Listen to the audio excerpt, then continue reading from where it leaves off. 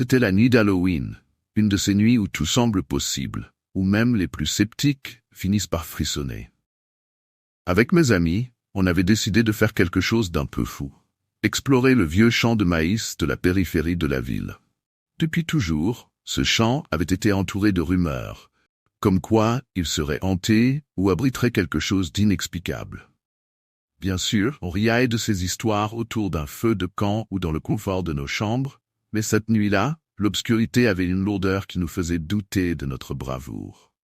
Le champ était immense, et les tiges de maïs, hautes comme des murs, semblaient s'étendre à l'infini, se refermant derrière nous dès qu'on s'aventurait un peu plus loin. À chaque pas, le silence devenait plus oppressant. Les lumières de la ville disparaissaient peu à peu, avalées par cette mer de maïs noircie par la nuit. Nous plaisantions pour cacher notre nervosité, lançant des bouh ou faisant semblant de se perdre, mais l'excitation laissait doucement place à une tension plus sourde, presque palpable. Je sentais une odeur de terre humide et de végétation, mélange familier mais étrangement désagréable ce soir-là. En scrutant autour de moi, je réalisais à quel point ce champ était vaste, insondable. C'était comme si le champ lui-même nous observait, attendant, dissimulant quelque chose entre les rangées sombres.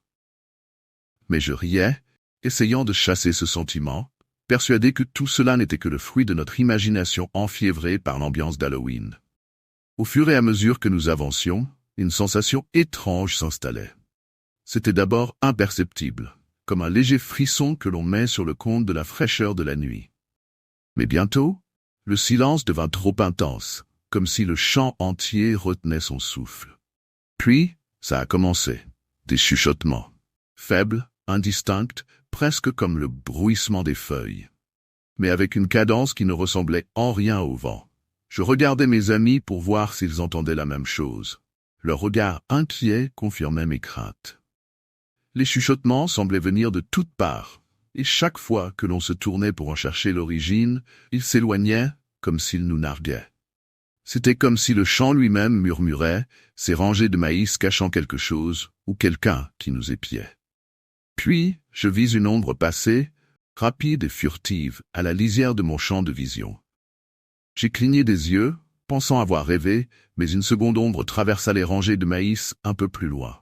Mes amis l'avaient vue aussi. L'un d'eux murmura un juron en se rapprochant de moi. Nous n'osions plus parler. Chaque ombre, chaque bruit, semblait amplifier notre malaise, comme si cette présence invisible se rapprochait à chaque pas que nous faisions. C'est là que nous l'avons vue pour la première fois. Une silhouette, grande, déformée, presque inhumaine, qui se tenait immobile entre deux rangées de maïs, à quelques mètres de nous. Son corps semblait tordu, comme s'il n'avait pas la bonne forme, ses bras anormalement longs se balançant légèrement. Nous nous sommes figés, terrifiés, essayant de comprendre si c'était quelqu'un qui nous faisait une mauvaise blague ou autre chose. Puis, sans un bruit, la figure disparut, comme avalée par les tiges de maïs. Nous nous sommes regardés, tremblants, luttant pour garder notre calme, mais la peur dans les yeux de chacun trahissait ce que nous ressentions tous. Nous avons décidé de continuer, plus vite cette fois, espérant mettre de la distance entre nous et cette chose. Mais à peine avions-nous fait quelques pas que la silhouette réapparut, cette fois beaucoup plus proche. Elle semblait se déplacer sans un bruit, surgissant puis disparaissant comme un fantôme. Son visage restait caché dans l'ombre, mais on devinait des yeux sombres, fixés sur nous, qui semblaient suivre chacun de nos mouvements.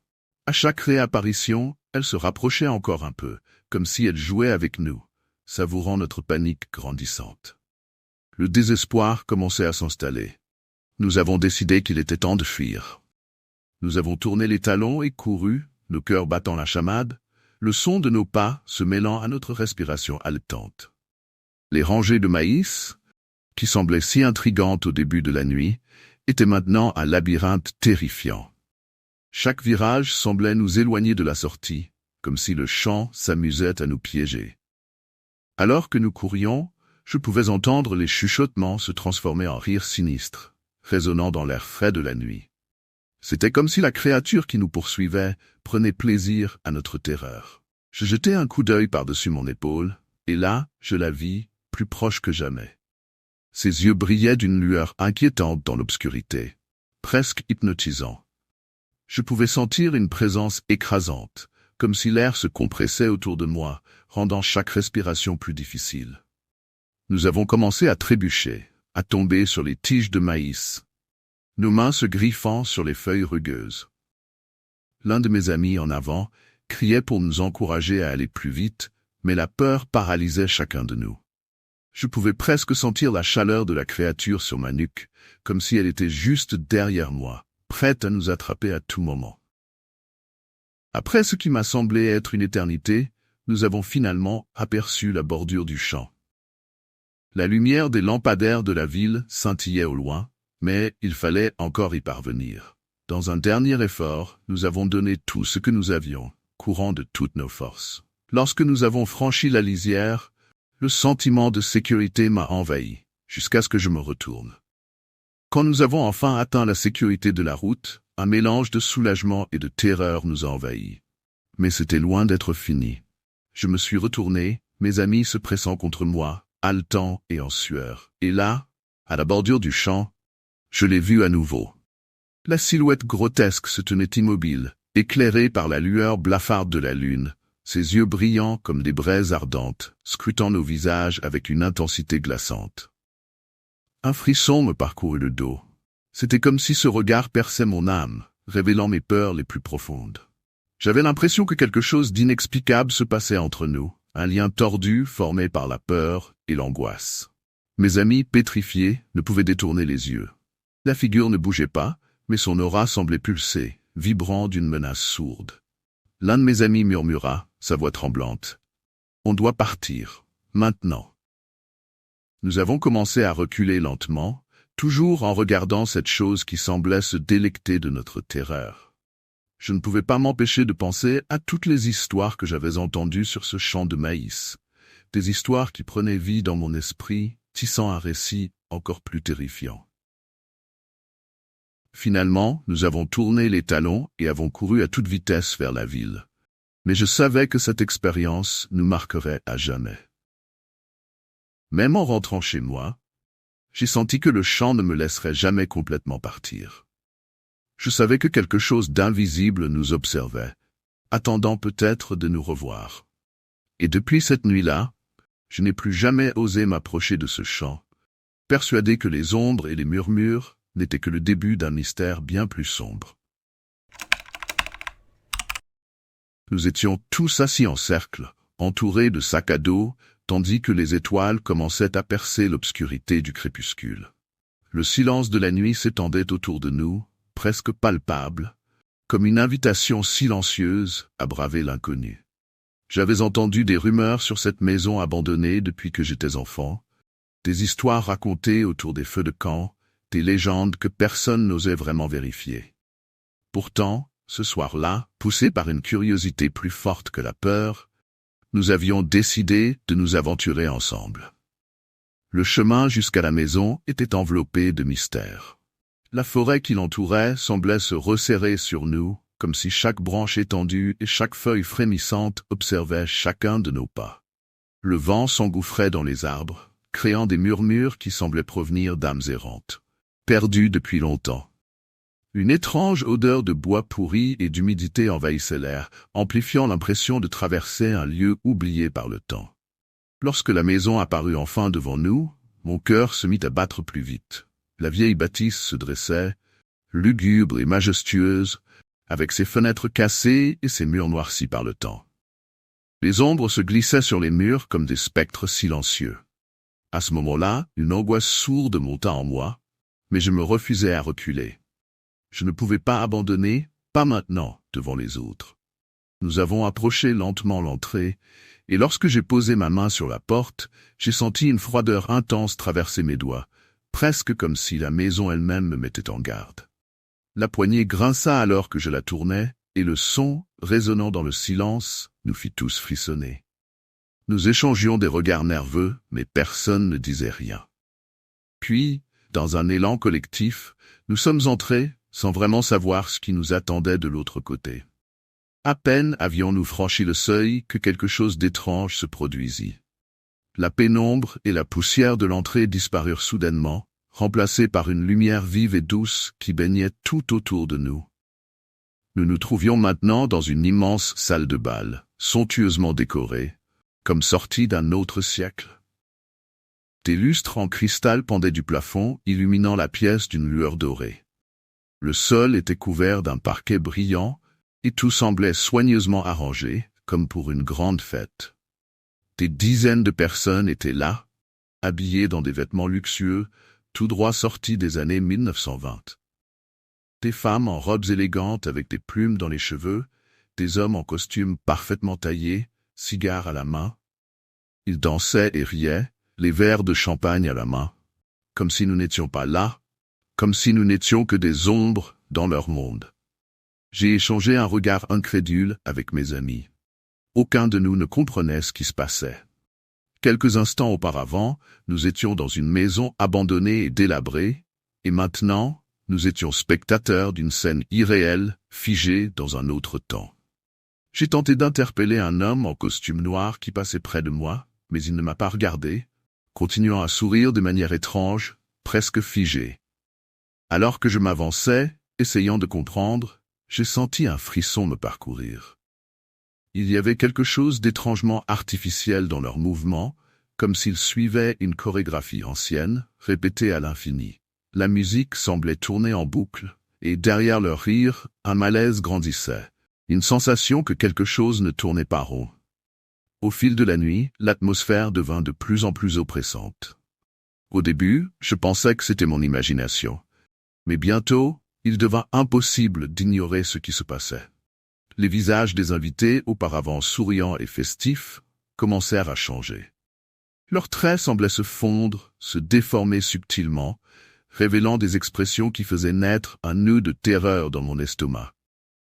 Les yeux de certains devenaient soudainement vides, comme s'ils avaient perdu toute trace de vie, tandis que d'autres affichaient des sourires figés, démesurés, qui donnaient l'impression qu'ils essayaient de masquer une souffrance profonde.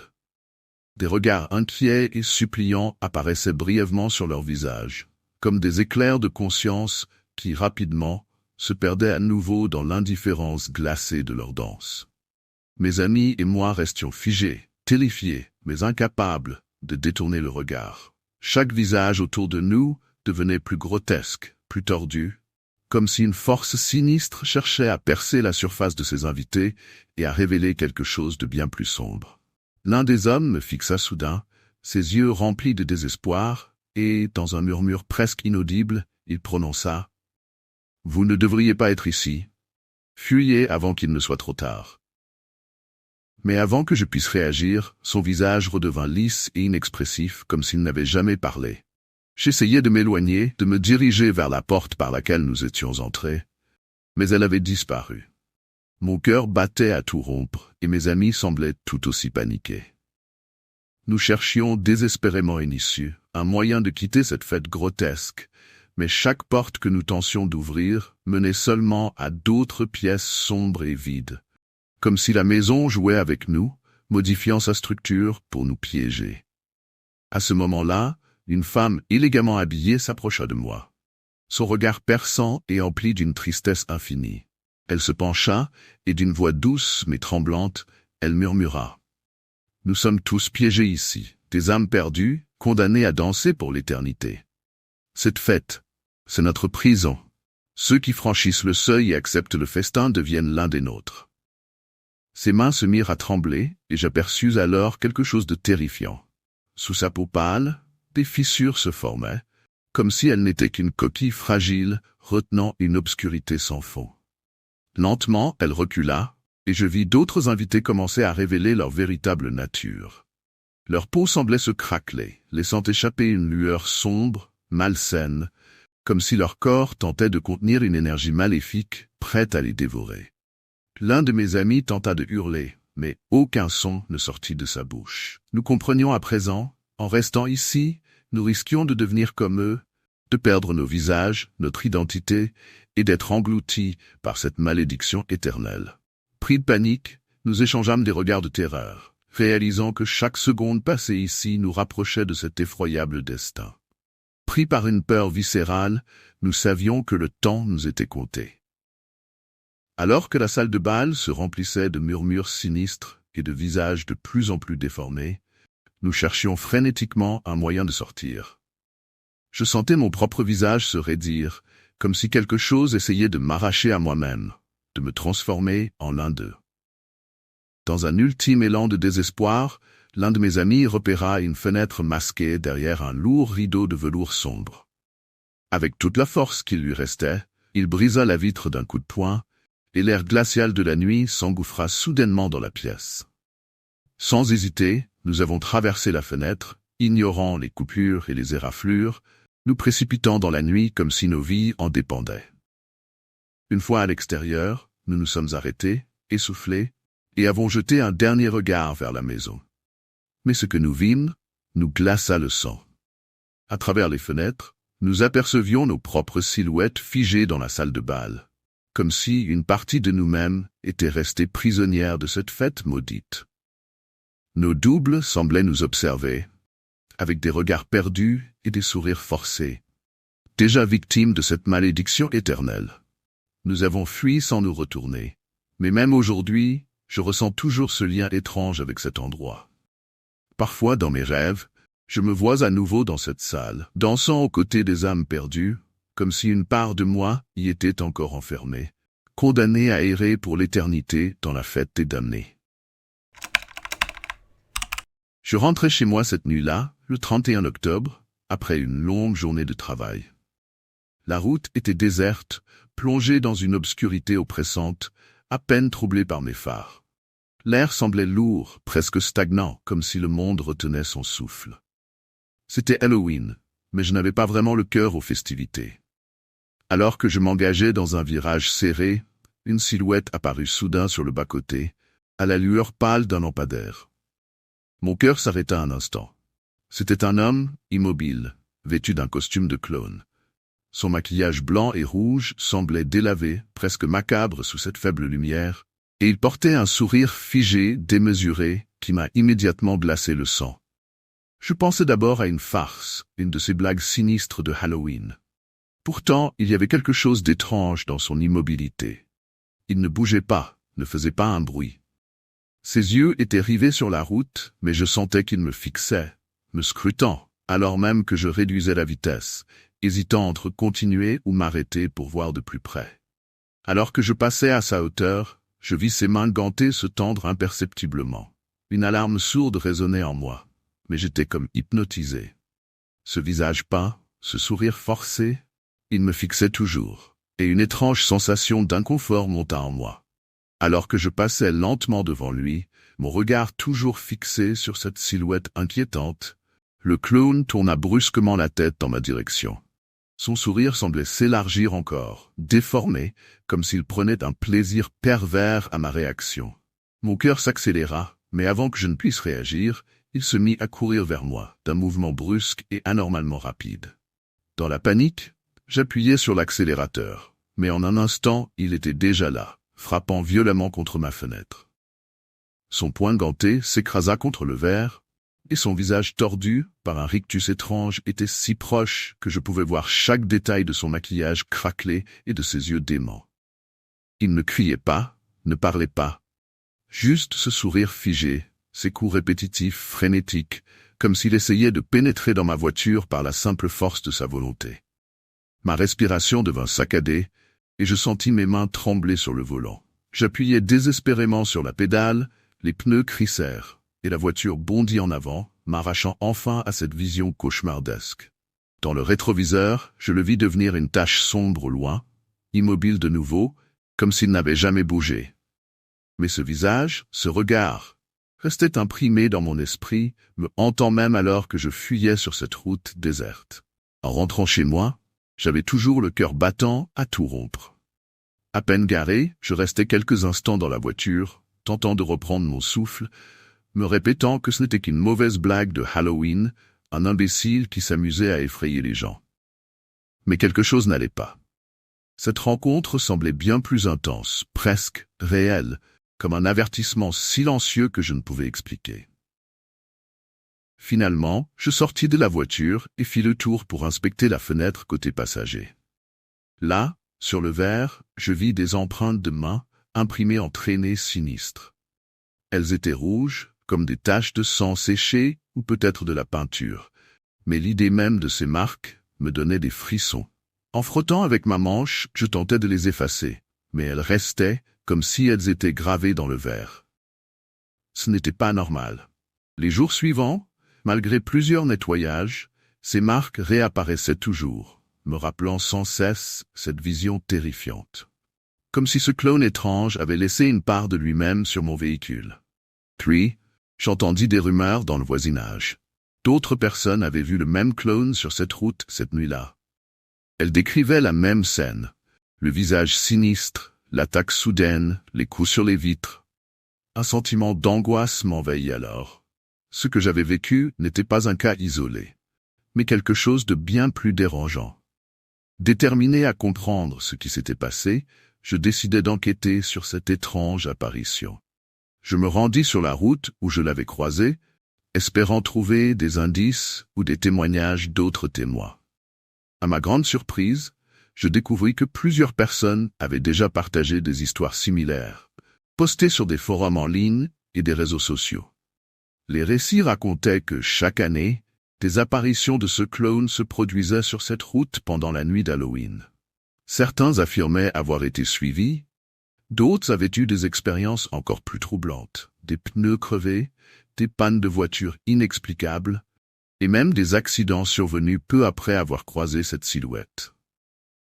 En poursuivant mes recherches, je découvris une légende locale. Des années auparavant, un cirque itinérant avait été victime d'un tragique accident sur cette même route. L'un des clowns, connu pour ses performances remarquables, avait été tué dans un accident de voiture, et son esprit semblait hanter les lieux, apparaissant chaque Halloween pour rappeler aux passants sa douleur et sa colère. Un frisson me parcourut en découvrant ces détails. Je sentais que je m'enfonçais de plus en plus dans une spirale d'angoisse, mais je ne pouvais pas m'empêcher de me rendre sur la route une fois de plus. Peut-être que comprendre le passé de ce clone pourrait m'apporter des réponses. Mais en moi, une question inquiétante persistait. Qu'est-ce que cela signifiait pour moi? Pourquoi avais-je été choisi pour être une nouvelle victime de ce spectre vengeur? La nuit suivante, poussé par une étrange fascination et une peur irrésistible, je retournai sur la route. L'air était frais, et un brouillard léger flottait au-dessus du bitume, rendant l'atmosphère encore plus sinistre. J'avais pris la décision d'y rester jusqu'à ce que la silhouette du clone apparaisse, déterminé à comprendre ce qui se passait vraiment. Alors que j'attendais, je ressentais une montée d'adrénaline et une anxiété sourde. Mon esprit me jouait des tours, me faisant croire que j'entendais des bruits étranges, comme des rires étouffés au loin, se mêlant au sifflement du vent. Puis, au loin, je vis une lumière vacillante, comme une flamme dans l'obscurité. Mon cœur s'accéléra alors que je réalisais que j'étais sur le point de vivre ce que je craignais le plus. Soudain, la silhouette du clone apparut, émergeant du brouillard. Ses vêtements étaient plus décolorés que la première fois, et son sourire, bien que toujours figé, semblait plus menaçant, comme s'il se nourrissait de ma terreur. Ses yeux, autrefois ternes, brillaient maintenant d'une lueur surnaturelle, illuminant son visage grotesque dans la nuit noire. Je me figeais, incapable de bouger, une peur paralysante me rendant immobile. Il ne bougeait pas, mais je sentais une pression dans l'air, comme si quelque chose d'indescriptible se préparait à se produire. Le temps semblait s'étirer à l'infini. À cet instant, une pensée traversa mon esprit. Et si ce clone n'était pas là simplement pour terroriser les gens, mais pour chercher quelque chose, peut-être une forme de rédemption ou de vengeance. En me rapprochant lentement, je compris que ce n'était pas juste un clone. C'était un esprit tourmenté, coincé entre les mondes, condamné à revivre la nuit de sa mort à jamais. Je réalisais alors que je n'étais pas là par hasard. J'étais une pièce du puzzle, un lien entre son passé tragique et mon présent, et l'horreur de cette révélation me frappa avec une force écrasante.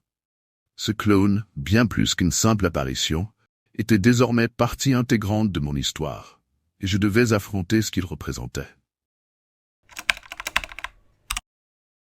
c'était la nuit Halloween, et mon ami Julien et moi avions décidé de faire quelque chose d'un peu fou. Plutôt que de simplement nous promener dans les rues animées avec les rires des enfants et les décorations de citrouilles, nous voulions de l'adrénaline, une vraie aventure. Alors on a pensé à cette vieille forêt, celle dont tout le monde parle en chuchotant. Les gens racontaient des histoires étranges à son propos, disaient qu'elle était hantée, que ceux qui s'y aventuraient à la tombée de la nuit sentaient une présence ou s'y perdaient, comme si la forêt elle-même jouait avec eux. Cette idée nous a excités, et en même temps, un léger frisson parcourait mon dos.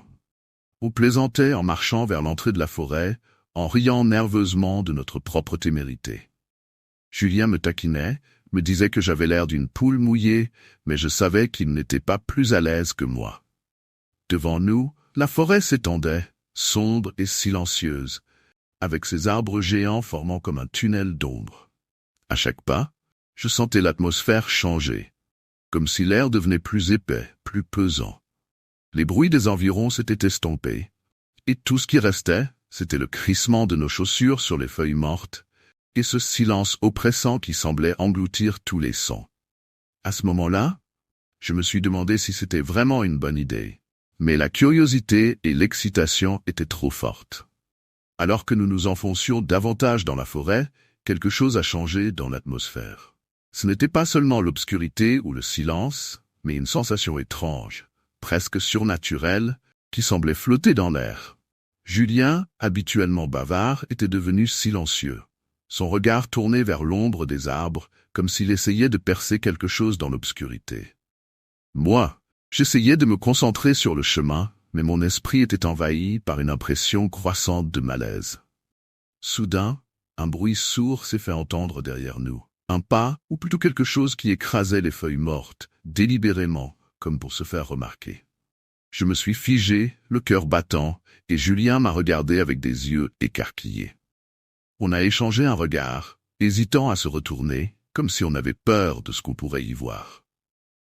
Quand finalement nous avons osé jeter un coup d'œil derrière nous, il n'y avait rien. Juste l'obscurité, épaisse et oppressante qui semblait s'étirer à l'infini entre les troncs d'arbres. Pourtant, le bruit était là, continu, régulier, comme des pas qui suivaient les nôtres à une certaine distance. C'était comme si la forêt elle-même avait pris vie, jouant avec notre peur. Nous avons recommencé à marcher, cette fois plus vite, mais chaque fois que nous accélérions, les pas derrière nous faisaient de même. Au fur et à mesure que nous tentions d'avancer, une panique sourde s'emparait de nous. Peu importe la direction que nous prenions, nous avions l'impression de tourner en rond, comme si la forêt elle-même nous jouait un mauvais tour, se refermant sur nous. Chaque arbre commençait à se ressembler. Chaque sentier disparaissait dans l'obscurité, nous laissant complètement désorientés. Julien s'est mis à murmurer des jurons, et moi, je sentais la peur monter en moi. Cette terreur primitive que l'on ressent quand on comprend qu'on est perdu et à la merci de quelque chose d'invisible. À chaque tournant, j'espérais voir un point de repère familier, une sortie, une lumière. N'importe quoi qui indiquerait la fin de ce cauchemar. Mais il n'y avait rien. Juste l'obscurité compacte et les ombres mouvantes des branches au-dessus de nous. Les pas derrière nous continuaient, méthodiques, mais cette fois ils semblaient plus proches, plus oppressants. Nous avons commencé à courir, nos respirations rapides se mélangeant avec les craquements sinistres des feuilles sous nos pieds. Le sol devenait glissant et irrégulier, et chaque faux pas ajoutait à notre panique. Nous avions l'impression d'être chassés, comme des proies dans une forêt qui ne voulait plus nous laisser partir. Après ce qui nous a semblé être des heures de course effrénée et de détours insensés, nous avons enfin aperçu une lueur au loin.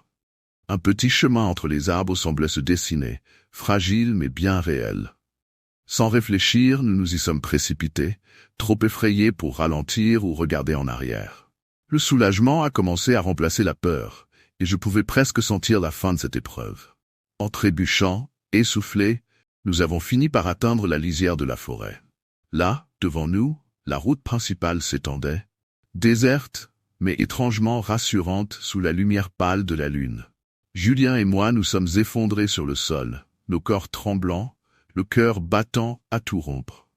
On a échangé un regard de pure incrédulité, soulagé d'être enfin sorti de cette forêt maudite. Mais, malgré le sentiment de sécurité retrouvé, quelque chose en moi restait alerte, comme si le danger n'était pas tout à fait derrière nous.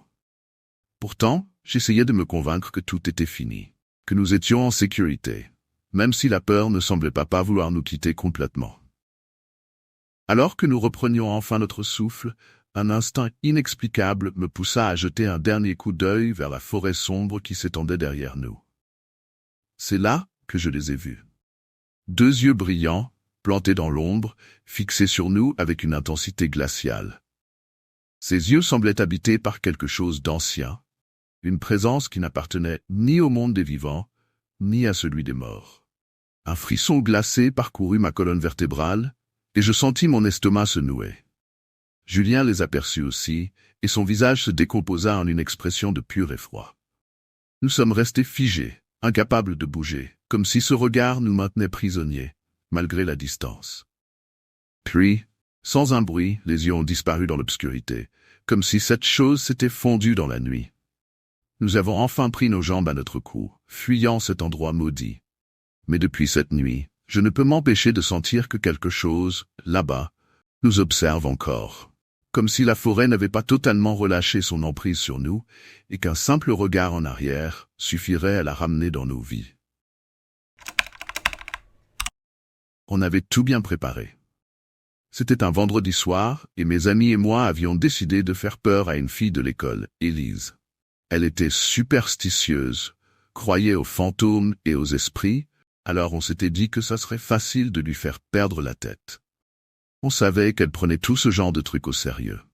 Notre plan, la faire venir dans cette vieille maison abandonnée en périphérie de la ville, celle dont tout le monde parlait, mais que personne n'osait vraiment approcher. Elle avait été laissée à l'abandon depuis des années, et avec son toit effondré, ses fenêtres cassées et son aspect sinistre, elle était parfaite pour notre coup. On s'était réunis tous les 5 juste avant le crépuscule pour entrer et se préparer avant son arrivée. J'avais amené une chaîne rouillée que j'avais trouvée dans mon garage pour créer des bruits de grincement. Et Antoine, lui, avait un drap blanc pour se transformer en fantôme. Lisa avait même téléchargé des sons de rire étranges sur son téléphone qu'on comptait diffuser dans le noir, pour l'effrayer encore plus. On était tous excités, presque enivrés par l'adrénaline, convaincus qu'on allait bien se marrer. Une fois dans la maison, l'ambiance a changé. À la lumière de nos lampes de poche, les murs semblaient respirer, et l'odeur de moisissure et de bois pourri nous prenait à la gorge. Le silence était lourd, comme si la maison elle-même nous observait. On essayait de plaisanter, de se moquer les uns des autres pour alléger l'atmosphère, mais personne ne riait vraiment. On s'est installé, chacun prenant sa place pour se cacher. Le plan était simple.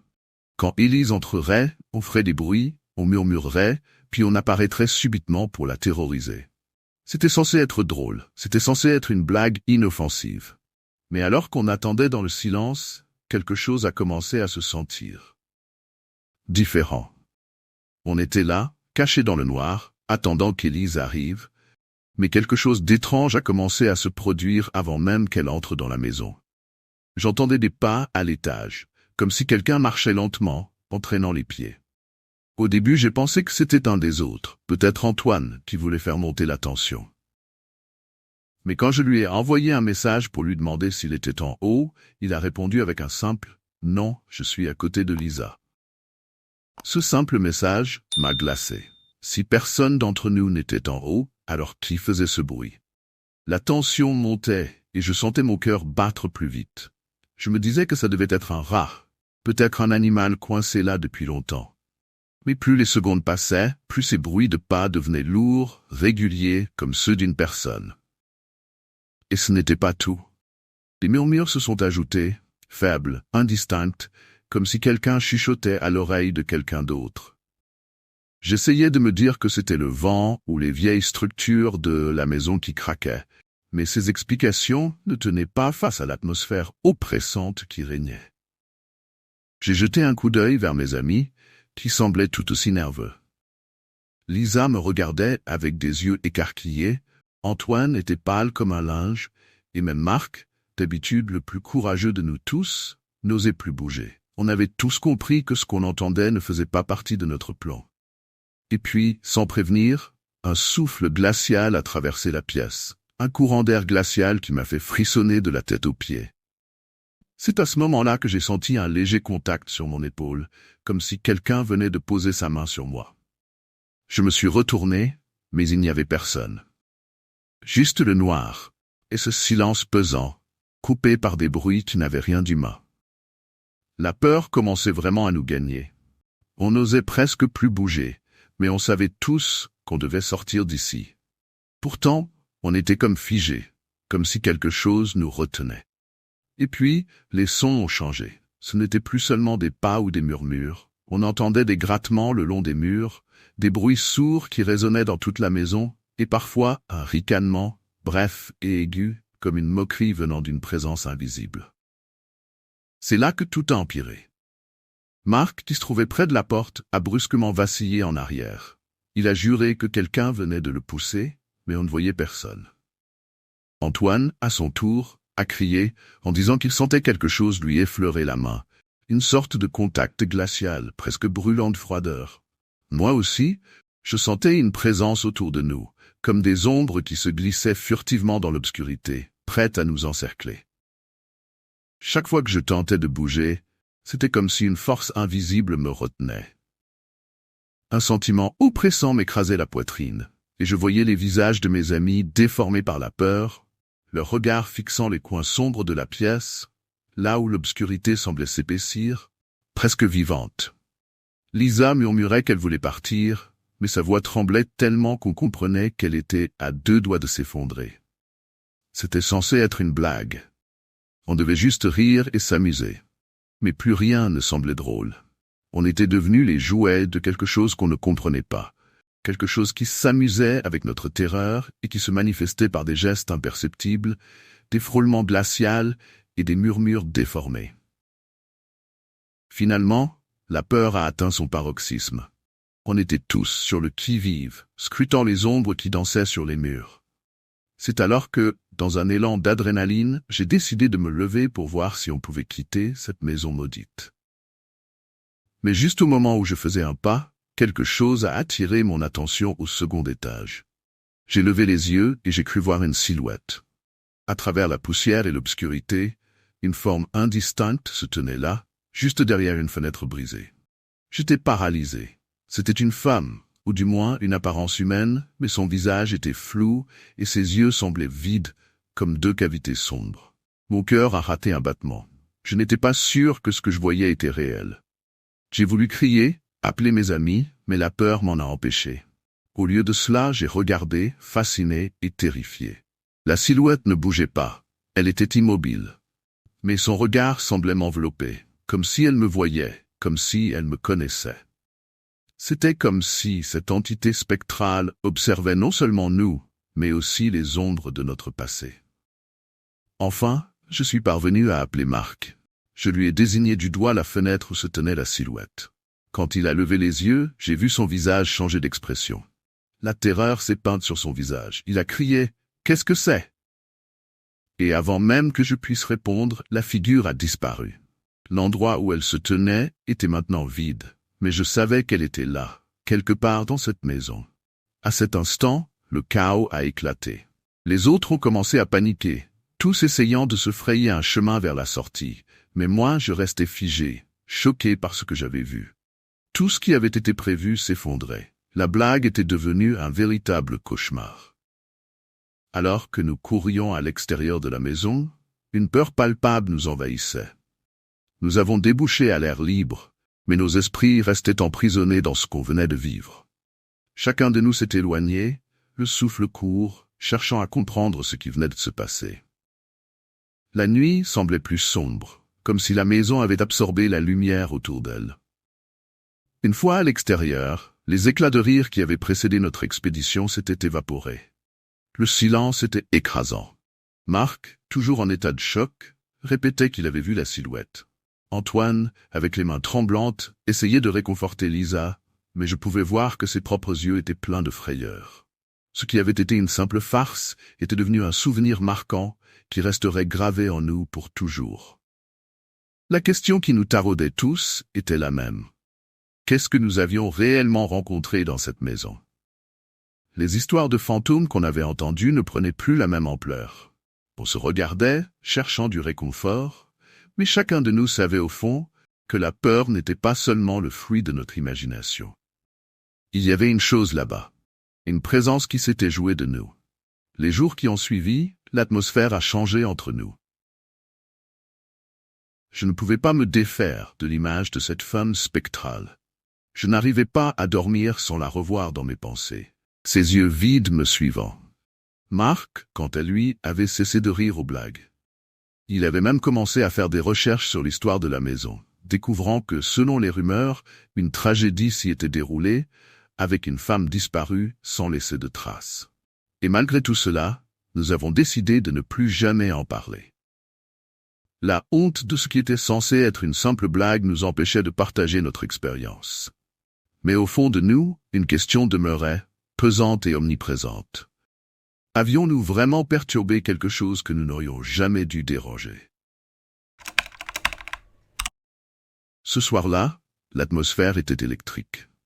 Nous étions invités à une fête de Halloween dans une vieille maison au bout de la ville. Une de ces bâtisses anciennes, avec des planchers qui craquent et des murs couverts de vieilles peintures ternies. Les gens parlaient déjà de la maison, chuchotant des histoires de phénomènes étranges qui s'y produiraient, surtout dans le sous-sol. J'ignorais si c'était vrai ou si c'était simplement une rumeur pour rendre la fête plus excitante, mais je sentais une curiosité inquiétante monter en moi. Vers minuit, quelqu'un a lancé l'idée d'un défi.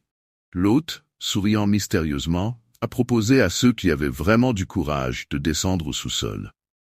Quelques amis et moi avons échangé un regard, mi-amusé, mi-intrigué. La lumière des chandeliers projetait des ombres fantasmagoriques sur les murs, et l'idée de descendre dans un sous-sol soi-disant hanté ajoutait un frisson particulier à la soirée.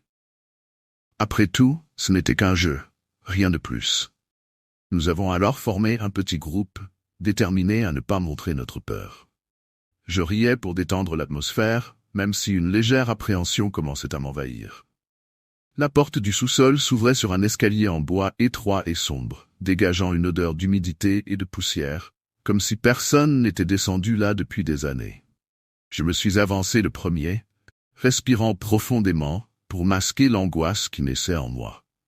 Les rires de la fête s'éloignaient derrière nous, remplacés par un silence de plus en plus lourd à chaque marche que nous descendions.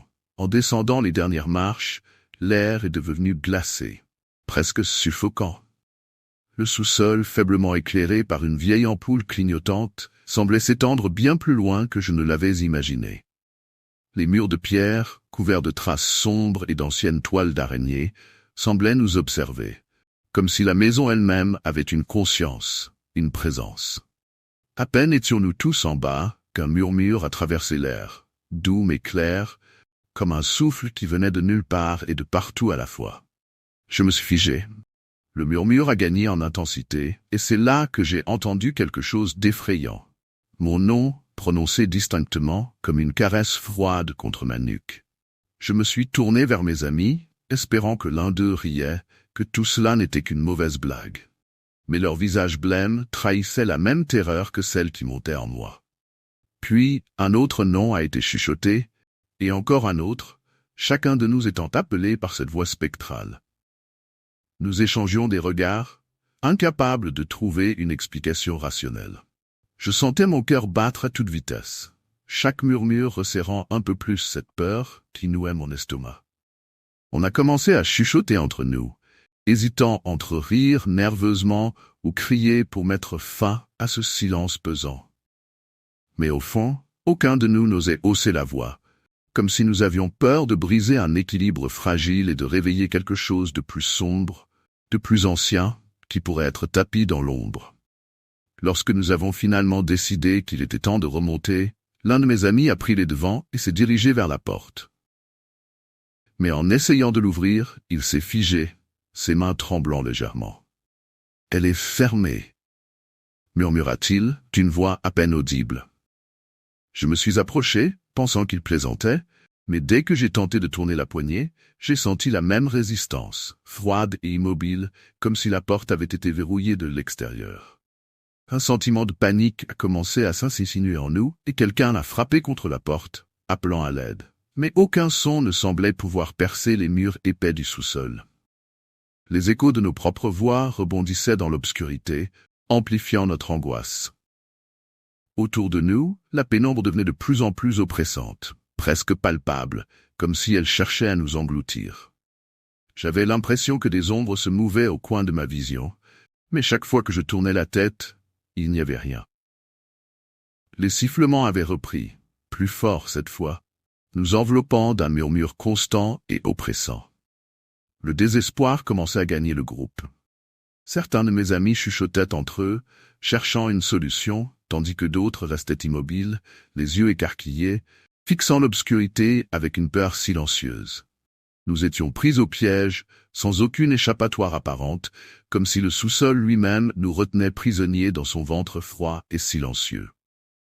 C'est alors que nous avons remarqué une silhouette au fond du sous-sol, immobile dans les ombres. Au début, j'ai cru que mes yeux me jouaient des tours, mais en plissant les yeux, la silhouette devenait de plus en plus distincte. Elle se tenait là, sombre et silencieuse, dégageant une présence écrasante, presque palpable. Aucun de nous n'osait bouger ou parler. Nous étions figés, le souffle coupé, incapables de détourner le regard. Puis, lentement, la silhouette a commencé à avancer. Ses mouvements étaient lents, étrangement fluides, comme si elle glissait plutôt que de marcher. À chaque pas, un murmure inquiétant remplissait l'air, des mots incompréhensibles mais si chargés de menaces qu'ils me glaçaient le sang. Je pouvais sentir la température chuter encore davantage, l'air devenant presque irrespirable, comme si chaque souffle que je prenais était aspiré par cette chose qui s'approchait. L'un de mes amis a tenté d'allumer la lampe de son téléphone, désespéré d'éclairer ce qui avançait vers nous, mais l'écran est resté noir, comme si toute source de lumière était avalée par l'obscurité qui régnait dans ce sous-sol maudit. Chaque seconde qui passait me paraissait une éternité, et la figure continuait d'approcher, sans s'arrêter, ses murmures s'intensifiant, remplissant mes oreilles de sons étranges et inquiétants. Je pouvais voir la peur dans les yeux de mes amis, leurs visages blêmes et paralysés. L'instinct de fuir nous consumait, mais la porte était fermée, et il n'y avait nulle part où aller. Alors que la silhouette avançait, l'un de mes amis, pris de panique, s'est précipité vers la porte et a tenté de la forcer une dernière fois. Avec une énergie presque désespérée, il a donné un coup violent et, par miracle, la porte a cédé, s'ouvrant brusquement. Sans réfléchir, nous nous sommes tous précipités à l'extérieur, nos pieds dérapant sur les marches tandis que nous remontions en courant, laissant derrière nous les murmures et cette présence terrifiante qui semblait nous suivre. À bout de souffle, nous avons enfin atteint le rez-de-chaussée. Retrouvant l'éclat rassurant des lumières de la fête et les rires des invités, insouciants de ce qui venait de se passer en dessous d'eux. Mais, quand j'ai tourné la tête pour vérifier que tout le monde était sorti, j'ai aperçu, au bas des escaliers, la silhouette sombre qui nous regardait toujours, immobile, comme si elle nous fixait avec une intensité glaciale, nous marquant d'un regard silencieux. Nous avons essayé de raconter aux autres ce que nous avions vécu, mais personne ne semblait nous croire. Ils riaient, pensant que notre frayeur n'était qu'une blague de plus pour Halloween. Pourtant, même en remontant dans la lumière, je sentais toujours ce froid étrange dans mes os, comme une empreinte que cette chose avait laissée en moi. À la fin de la soirée, alors que je m'apprêtais à partir, j'ai jeté un dernier regard vers la porte du sous-sol, et c'est là que j'ai entendu, dans un murmure presque imperceptible, mon nom, comme un écho persistant venant des profondeurs. Salut tout le monde, j'espère que vous avez kiffé les histoires d'aujourd'hui. Si c'est le cas, pensez à mettre un pouce bleu et à vous abonner à la chaîne pour ne rien manquer. Dites-moi en commentaire quelle histoire vous avez préférée ou ce qui vous a le plus marqué. J'adore savoir ce que vous en pensez. Et avant de partir, n'oubliez pas de jeter un œil aux vidéos qui apparaissent à l'écran. Vous allez sûrement adorer. Merci d'avoir regardé et à la prochaine.